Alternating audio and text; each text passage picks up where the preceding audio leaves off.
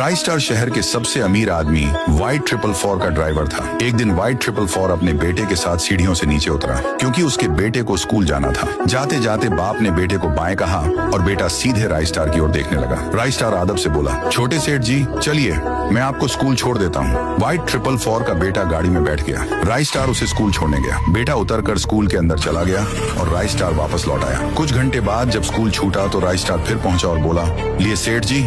लेकिन वाइट 444 का बेटा भाव तक नहीं देता, गाड़ी में बैठ जाता है। राय स्टार उसे लेकर बंगले तक आता है और कहता है, उतर जाइए। बेटा उतरकर अंदर भाग जाता है और राय स्टार अपना दिन का काम खत्म कर घर लौटने निकल पड़ता है। घर पहुंचकर राय स्टार ने देखा कि उसका बेटा किसी लड़की के साथ दिल बहला रहा था। अचानक उसे देखकर दोनों रुक गए।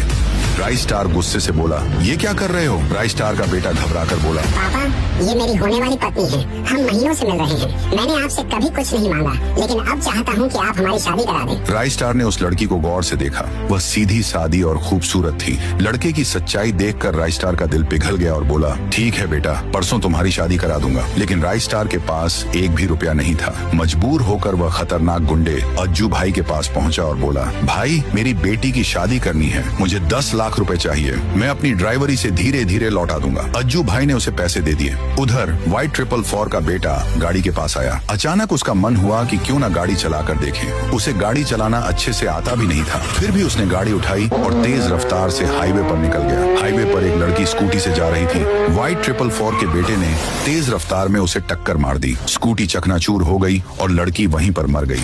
वाइट 444 का बेटा घबराकर गाड़ी लेकर घर लौटा और बोला, पापा गलती हो गई, मैंने एक लड़की को ठोक दिया, पुलिस पीछे लगी है। वाइट 444 बोला, चिंता मत कर, मैं सब संभाल लूंगा, लेकिन ऐसी गलती दोबारा मत करना। कुछ ही देर में पुलिस उनके बंगले पर पहुंची। वाइट 444 ने पुलिस को पैसे थमाए और कहा, कहना कि हादसा मेरे ड्राइवर ने किया है।